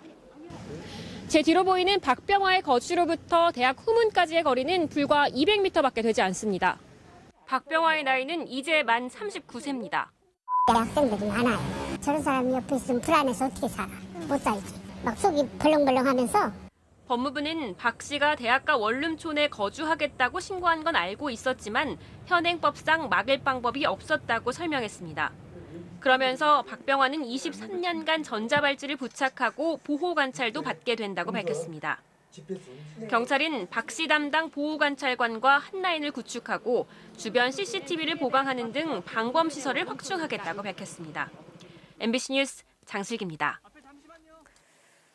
우리나라가 폴란드 원전 개발에 참여할 가능성이 커졌습니다. 한국수력원자력이 폴란드 회사와 원전 건설을 위한 협력 의향서를 체결했는데요. 13년 만에 원전 수출 가능성이 커졌습니다. 배주환 기자가 취재했습니다. 폴란드 퐁트누프 지역에 있는 석탄화력 발전소. 폴란드는 2년 뒤에 이곳을 폐쇄하고 대신 원전을 지을 계획입니다. 한국수력원자력은 오늘 폴란드 발전회사와 원전 개발 사업에 대한 협력 의향서를 체결했습니다. 한국과 폴란드 정부도 양해 각서를 체결하고 이 사업을 지원하기로 했습니다. Dzięki tym decyzjom Polska będzie nie tylko bezpieczna energetycznie, będzie w stanie wytwarzać tyle energii, ile potrzebuje, ale ta energia będzie również tańsza. 계약이 성사되면 2009년 아랍에미리트 원전 수출 이후 13년 만에 원전 수출입니다. 원전 2기에서 4기, 금액은 30조 원 정도로 예상됩니다. 한국형 원전의 강점은 가격 경쟁력입니다. 한국형 원전의 건설 가격이 킬로와트당 3,600달러 정도. 미국, 러시아, 프랑스는 물론 중국보다도 쌉니다. 계획된 공기와 예산을 준수하며 가장 빠르게 원전을 건설하여 폴란드의 에너지 안보 강화와 경제 전반에 기여할 것으로 확신합니다. 하지만 최근 폴란드 정부가 주도한 더 큰 규모의 원전 사업은 미국 업체가 따냈습니다. 57조 원 규모의 신규 원전 6기 건설 사업인데 한수원이 탈락하고 미국 웨스팅하우스가 선정됐습니다. 소송도 변수입니다. 웨스팅하우스는 한국형 원전에 미국의 수출 통제 대상인 자기들의 기술이 쓰였다며 열흘 전 미국 법원에 수출 제한 소송을 냈습니다. MBC 뉴스 배주환입니다. 브라질 대선에서 룰라 전 대통령이 1.8%포인트 차이로 당선이 돼서 12년 만에 재집권에 성공했습니다. 브라질 역사상 첫 3선 대통령이 됐는데 룰라 전 대통령은 빈민촌 출신으로 재임 시절 브라질을 경제 대국으로 끌어올린 대통령이었습니다. 김정인 기자가 전해드리겠습니다. 룰라 브라질 전 대통령이 돌아왔습니다. 50.9%대 49.1%의 초박빙 득표율로 보우소나루 현직 대통령에 이기면서 12년 만에 대통령의 자리로 복귀해 브라질의 첫 3선 대통령에 당선됐습니다. O Brasil é a minha causa. O povo é a minha causa. E combater a miséria é a razão pela qual eu vou viver até o fim da minha vida. 이른바 바닥에서 꼭대기까지. 룰라의 생애는 입지 전의 전형입니다. 가난한 농부의 아들로 태어나 구두 닦기로 가족의 생활비를 벌었고 10살까지 글을 배우지 못했습니다. 선방공으로 일하면서 새끼손가락을 잃었고 노동운동가로 활동하다 3번의 낙선 끝에 2003년 대통령이 됐습니다. 연임까지 8년간 그의 최우선 공약은 빈곤 퇴치였습니다. 재임 기간 2,800만 명이 빈곤에서 구제됐고 브라질 경제는 세계 13위에서 7위가 됐습니다. 좌파의 대부로 불렸지만 중도층까지 대폭 흡수하면서 함께 일궈낸 정책에 퇴임 때 지지율이 80%가 넘기도 했습니다. É que se eu falhasse, quem falhava seria a classe trabalhadora, seria os pobres desse país que iriam provar. 하지만 그는 퇴임 이후 뇌물수수 등의 혐의로 옥살이를 했다가 지난해 대법원에서 무효 판결이 나오면서 대선에 출마할 수 있었습니다. 룰라의 재등장 배경엔 코로나가 확산시킨 경제적 양극화도 있습니다. 멕시코와 아르헨티나, 페루, 칠레 등 중남미 대부분 국가에서 좌파 정권이 집권한 데 이어 인구 2억 1천만 명의 대국 브라질이 합류하면서 중남미에서 이른바 핑크타이드, 온건한 좌파 물결에 새를 더했습니다. 룰라 당선인은 차별과 불평등을 극복해 모두에게 기본적인 의식주를 제공할 수 있게 하는 경제 성장과 환경을 파괴하지 않고도 부를 창출할 수 있다는 것을 보여주겠다며 아마존과 원주민 보호 정책을 공약했습니다. MBC 뉴스 김정인입니다. 네, 지금부터는 다시 이태원 참사 관련 소식 이어서 전해드리겠습니다. 먼저 지금 이 시각 사고 현장에서 가까운 녹사평역 광장에 차려진 합동 분향소 상황 어떤지 다시 연결해 보겠습니다. 유서연 기자. 지금 분향소 분위기는 어떻습니까? 네, 밤이 깊어가면서 이곳을 찾는 추모객은 1시간 전보다 많이 줄었습니다. 하지만 여전히 어린 학생부터 나이가 지긋한 어르신들까지 성별과 나이를 가리지 않고 많은 시민들이 합동분향소를 찾아 눈물을 글썽이며 희생자들을 애도하고 있습니다. 수백 송이 국화로 장식된 분향소 앞에는 조문객들이 가져다 놓은 국화다발이 수북하게 쌓였습니다. 통제선을 따라 조문을 기다리는 줄도 길게 늘어섰습니다. 방명록에는 지켜주지 못해 미안하다는 어른들의 회한 섞인 글이 줄을 이었습니다. 사고 현장에 인접한 이태원역 1번 출구에도 조화와 추모글이 가득 놓이는 등 추모 물결은 이어지고 있습니다. 근처 상점들도 어제부터 추모 문구를 내건 채 휴업한 곳들이 많아 거리는 한산한 분위기입니다. 이미 주변 100여 개 업소는 영업을 중단하고 추모에 동참했고 상점 대부분은 국가 애도기간인 오는 5일까지 휴업을 이어갈 예정입니다. 이번 사고 사망자는 총 154명으로 하루 전보다 1명이 늘었는데요. 신원이 확인되지 않았던 사망자 1명이 40대 한국인 여성으로 확인되면서 사망자 신원 파악 작업도 모두 끝났습니다. 부상자는 16명 늘어난 149명, 이 가운데 중상자는 33명으로 집계됐습니다. 지금까지 이태원 녹사평역 분향소에서 MBC 뉴스 유서영입니다. 이번 참사로 사랑하는 가족을 잃은 유가족들은 이번 참사가 충분히 예측 가능했고 막을 수 있었다며 분통을 터뜨렸습니다. 특히 대규모 인파가 몰릴 걸 뻔히 알면서 경찰과 지자체는 왜 따로 대책을 세우지 않았는지 두고두고 아쉬워하고 있습니다. 윤수환 기자입니다.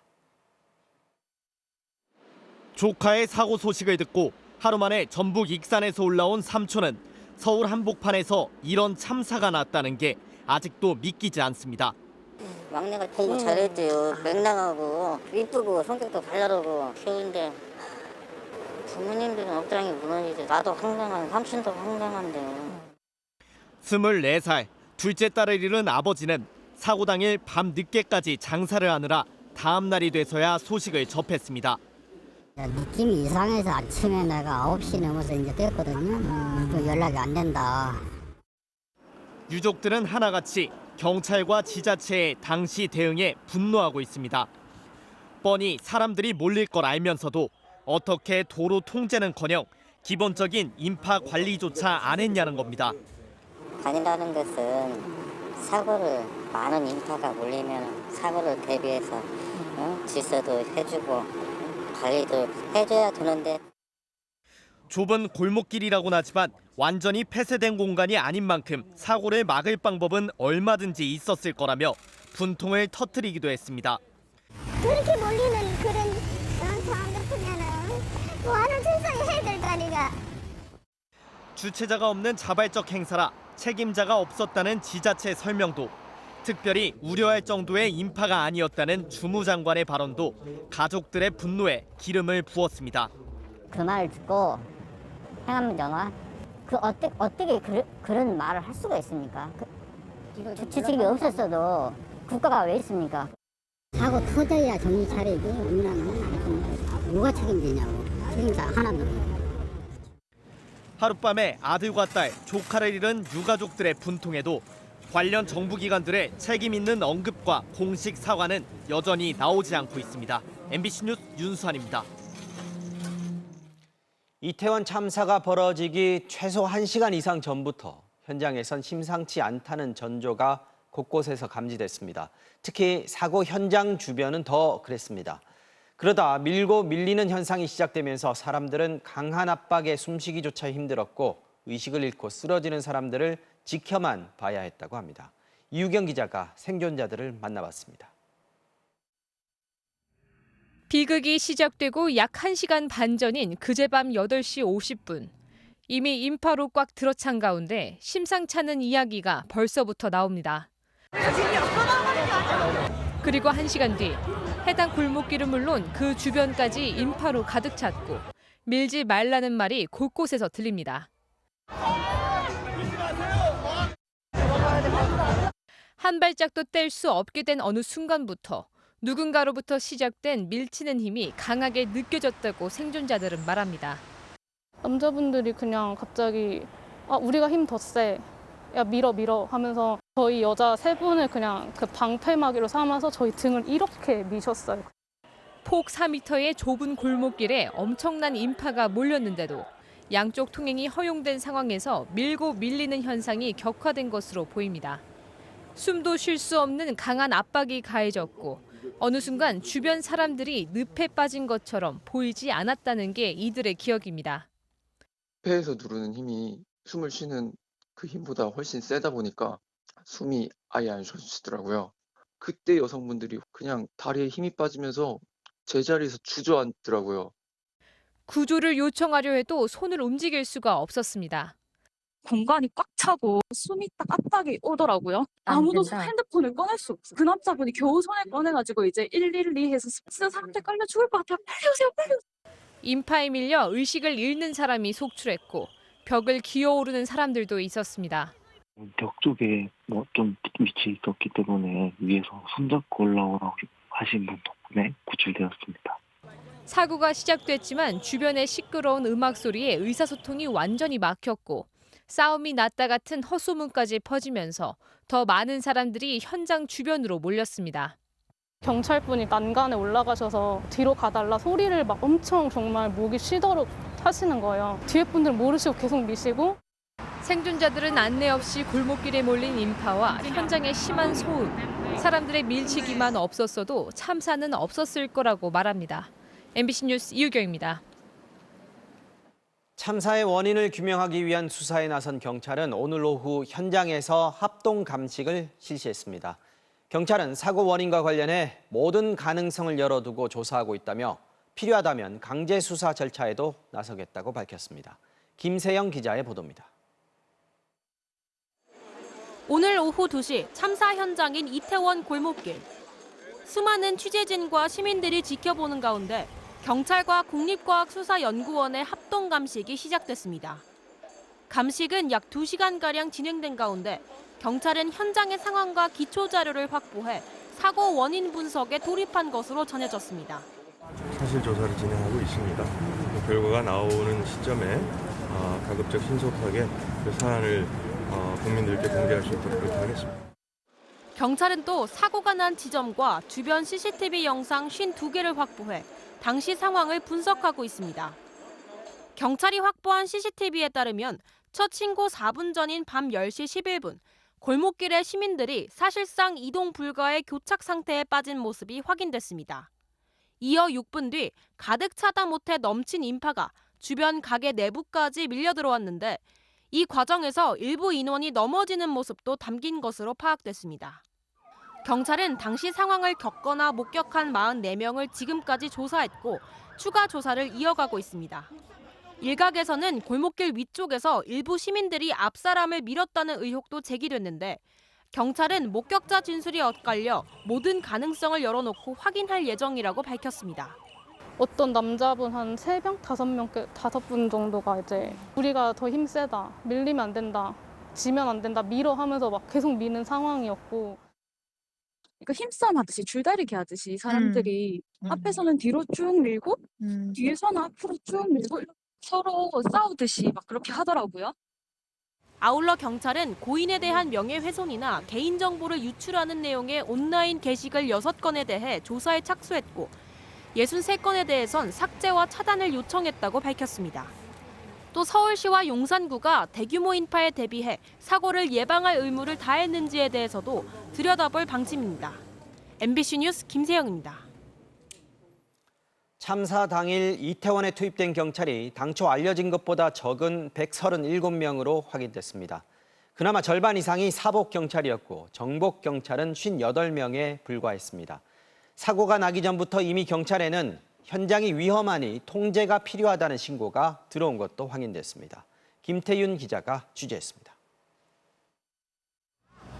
사고 3시간 반 전 촬영된 화면입니다. 이미 차도 바로 앞까지 사람들로 가득 찼지만 정복 경찰의 모습은 보이지 않습니다. 이번에는 행사가 너무 이상할 정도로 이해가 안 간다. 다른 행사 때는 경찰들이 이렇게 통제를 했는데 이번 행사는 그 골목에 코빼기도 안 보이는 거예요.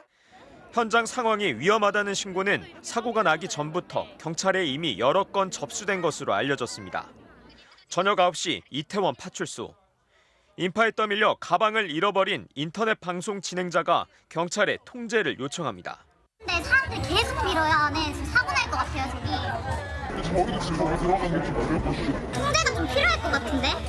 진짜 찔것 같아요. 일단 하나도 나가고 있는데. 네. 아니 사람들이 그냥 밀어요, 위에서. 어디 중간에 다칠 것 같은데? 이 진행자는 방송을 포기하고 중단했습니다. 내가 걸어서 가는 게 아니고 이렇게 끼어서 다 같이 온 거야.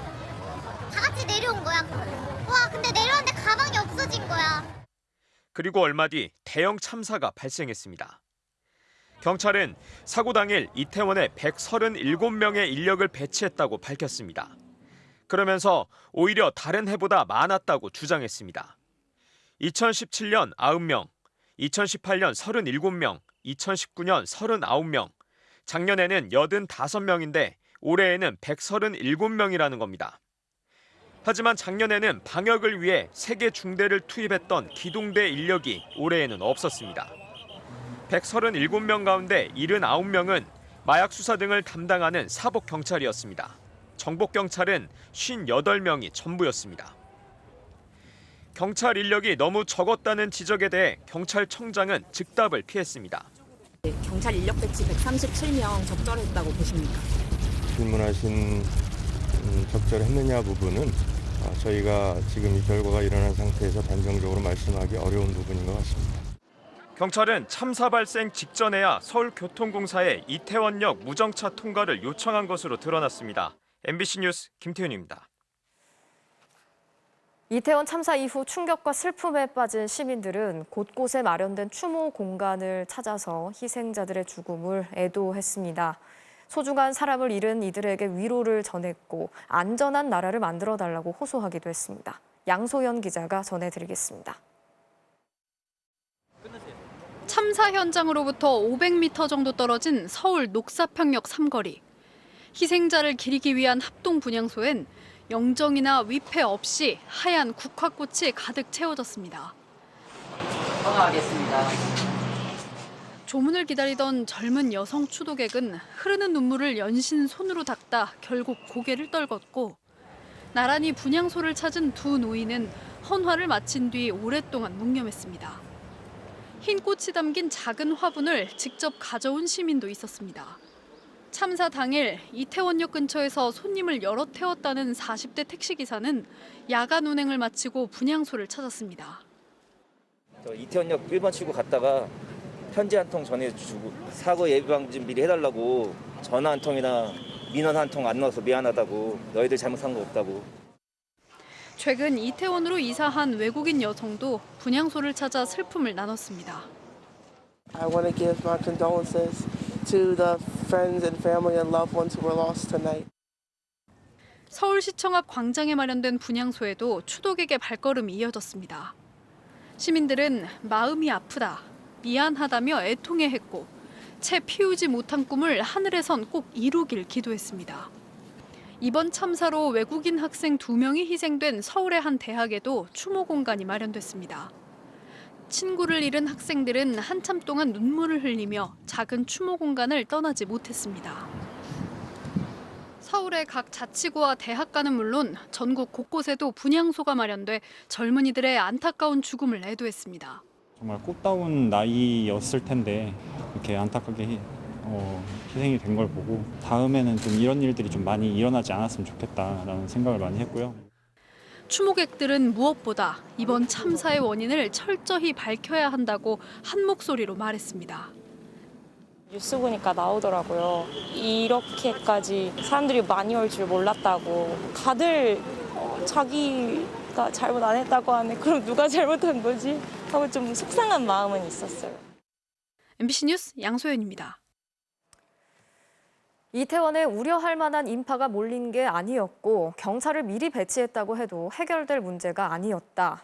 이상민 행정안전부 장관의 발언에 대해서 비판이 잇따르고 있습니다.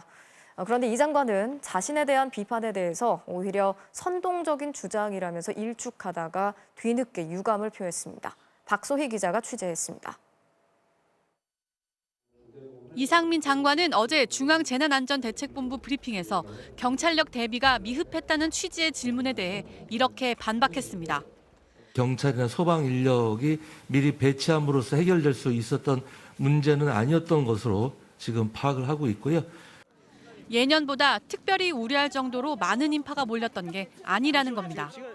사실관계에도 맞지 않고 주무장관으로서 책임을 피하는 발언이라는 지적이 나왔지만 이 장관은 분향소를 찾은 오늘 오전에도 정치적인 비판이라며 받아들이지 않았습니다. 정확한 사고 원인이 나오기 전까지는 섣부른 예측이나 추측이나 선동성 정치적 주장을 해서는 안 된다는 그런 취지입니다. 그러면서 집회와 모임 문화에 대한 반성이 필요하다는 취지의 언급까지 했습니다. 과연 경찰의 병력 부족으로 인한 사고였는지 아니면 근본적으로 우리가 집회나 어떤 모임에 있어서 시정해야 될 것이 있는 건지. 하지만 정작 경찰에서는 다소 다른 평가가 나왔습니다. 투입한 경찰력이 모자랐던 건 아니라면서도 이번처럼 주최 측이 없는 행사에 대한 대비 지침이 없었던 건 사실이라고 털어놓은 겁니다. 현재 그 주최 측이 없는 다중이 그 운집이 예상되는 그런 상황에 대해서는 뭐 그 대비 매뉴얼이 별도로 있는 것은 없다고 저는 알고 있습니다. 경찰청 홍기현 경비국장도 상당한 인원이 모일 것은 예견했지만 대규모 인명 피해가 발생할 거라고는 예견하지 못했다고 토로했습니다.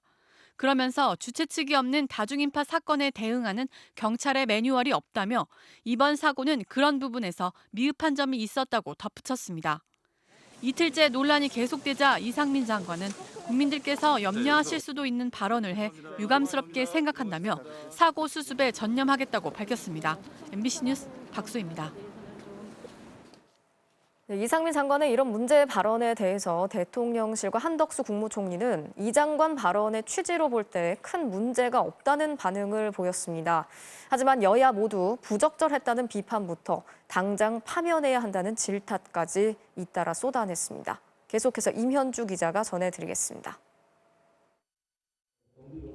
이번 사고가 경찰 배치를 통해 해결될 문제는 아니었다고 한 어제 이상민 장관의 발언에 대해 대통령실 관계자는 현재 경찰에게 부여된 권한이나 제도로는 이번 같은 사고를 예방하고 선제적으로 대응하기 어렵다는 취지의 발언으로 이해하고 있다고 밝혔습니다.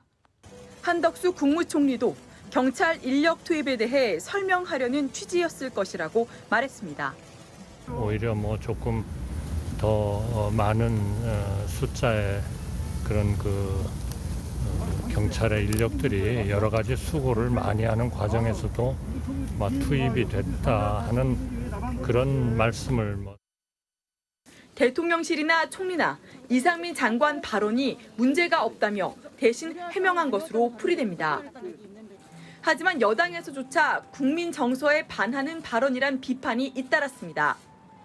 국민들의 아픔을 이해하고 또 국민들의 아픔에 동참하는 모습이 아닌 형태의 그런 언행은 조심해야 된다 말씀을 드립니다. 일반 국민들이 들으시기에 그 적절한 발언은 아니라고 생각을 합니다. 유승민 전 의원은 위험할 정도로 인파가 몰릴 것을 예상하고 정부는 사전에 대비했어야 한다며 이 장관을 당장 파면해야 한다고 주장했습니다. 민주당에서는 주무장관의 무책임한 발언이다. 귀를 의심하지 않을 수 없다는 지적이 이어졌습니다. 너무 참담한 말입니다. 아마 그 말에 대한 판단은 저뿐 아니라 모든 국민들께서 지금 다 마음속에 갖고 계시리라 생각이 들고요. 이재명 대표도 우회적인 비판을 내놨습니다. 나는 책임이 없다. 할 만큼 했다. 이런 태도를 보여서 국민들을 분노하게 할 것이 아니라 낮은 자세로. 정의당 역시 유가족과 국민에게 두 번 상처를 입히는 것이라며 책임 회피에 급급한 면피용 발표에 분노를 느낀다고 목소리를 높였습니다. 국회 행안위는 내일 이상민 장관을 불러 이태원 참사에 대한 현안 보고를 받을 예정이어서 이 장관의 발언을 둘러싼 논란은 계속될 걸로 보입니다. MBC 뉴스 임현주입니다. 자, 이런 상황에서 관할 지자체인 서울 용산구청장의 발언도 논란을 빚고 있습니다. 박희영 구청장은 MBC와 인터뷰에서 이태원 헬로윈 행사에 대해서 명확한 주체가 없다면서 축제가 아니라 현상이라고 규정했는데요. 그러면서 역할을 다 했다고 강조했습니다. 지윤수 기자가 취재했습니다. 이태원 합동 분향소를 찾은 박희영 용산구청장. 분향을 마치고 떠나는 박 청장을 따라갔습니다. 너무 가슴이 아픕니다. 그리고 사망하신 분들과 유가족께 심심한 조의를 표합니다. 그런데 사고 책임론에 대해 묻자 할 수 있는 건 다 했다며 선을 그었습니다. 저희는 전략적인 준비를 다 해왔고요. 구청에서 할 수 있는 역할은 다 했습니다. 인파가 이 정도일지는 사실 예상 못하신 건가요? 못하죠. 작년보다는 많을 거라는 건 예측했지만 이렇게 단시간에 많을 거라는 거는. 그러면서 이번 이태원 헬로윈 행사는 명확한 주최자가 없었다며 축제가 아니라 현상으로 봐야 한다고 규정했습니다. 이건 축제가 아닙니다. 축제면 행사의 내용이나 주최 측이 있는데 내용도 없고 그냥 할로윈 데이에 모이는 일종의 어떤 하나의 그런 현상이라고 봐야 되겠죠. 주최가 없었다며 굳이 현상이라고 규정한 이유는 뭘까? 재난안전법에 근거한 매뉴얼에는 지자체나 민간이 개최하면서 1,000명 이상 참가하는 지역축제는 안전대책을 세워야 한다고 명시돼 있습니다. 실제로 2주 전 용산구가 후원한 이태원 지구촌 축제 때는 차량 통제 같은 조치가 이뤄졌습니다. 하지만 주최 측이 없었던 헬로윈 행사의 경우 여기에 해당하지 않아 대비 의무가 없었다는 뜻으로 보입니다. 그런데 재난안전법 4조에는 국가와 지방자치단체는 재난이나 사고로부터 국민의 생명과 신체를 보호해야 된다는 대원칙이 있습니다. 많이 모이면 사람이 죽을 수도 있다는 것을 경험하고 만든 조항이기 때문에 주최자가 없어서 관리가 안 되는데 사람이 많이 모인다는 걸 예상이 가능하다면 더욱이 안전 조치를 해요. 용산구는 참사 발생 이틀 전 개최한 회의에서 방역과 청소 대책만 논의했고 안전사고 예방에 대해서는 별다른 대비책을 세우지 않은 것으로 전해졌습니다. 박 구청장은 지금은 사고 수습이 최선이라며 안전 사각지대가 없도록 면밀하게 살펴보도록 하겠다고 밝혔습니다. MBC 뉴스 지윤수입니다. 외신들은 해외 재난 전문가들을 인용해서 이번 참사의 책임이 한국 정부에 있다고 꼬집고 있습니다. 경찰 등 인력을 미리 배치하는 걸로 해결할 수 있는 문제는 아니었다고 발언한 행정안전부 장관의 주장과는 상반됩니다. 신정영 기자가 전해드리겠습니다. CNN은 오늘도 참사 현장을 찾았고 상황을 중계하는 기자는 안타까움을 숨기지 않았습니다. Attention of the Korean media, of the international media is here, and over there is the entryway to this little alleyway where so many people lost their lives. 한국에서 압사 사고로 154명이 사망했다는 사실은 화면 아래 큰 글씨의 자막으로 방송 내내 전 세계로 전해졌습니다. 참사 당일 사고의 위험에 대해선 이미 지하철에서부터 조짐이 있었습니다. In the metro station, it was already scary because we have just a little space to go outside. 인터뷰한 여성은 사람들이 몰려오는 게 마치 폭포수와 같았다고 당시의 두려움을 회상했습니다. The other people was running down. It was so scary because it was like a waterfall. 외신이 공통적으로 지적하는 건 대규모 인파에 대한 당국의 대비책이 없었다는 점입니다. 인파 관리가 전혀 이루어지지 않았다. 경찰이 클럽 경비원처럼 골목길 접근을 관리했어야 한다. 비상시 사람들을 대피시킬 수 있도록 정부는 실시간으로 군중 규모를 관찰해야 할 책임이 있다. 일본의 헬로윈 축제에 등장한 이른바 DJ 폴리스. 일본 경찰은 차 위에 올라가 마이크로 현장을 통제하면서 군중 사고를 막고 있습니다. 일본 언론은 그래서인지 지자체와 경찰 준비가 허술해 사고로 이어졌을 수 있다고 짚었고 행정당국이 통행 규제 등을 충분히 하지 못했다며 정부의 대응 부족을 사고 원인으로 꼽았습니다. 이번 참사를 두고 미국 일간 뉴욕타임스는 한국 경찰이 집회와 시위에는 군중 통제에 매우 능숙하지만 허가 없이 자유롭게 모여든 군중의 허를 찔렸다고 보도했습니다. MBC 뉴스 신정연입니다.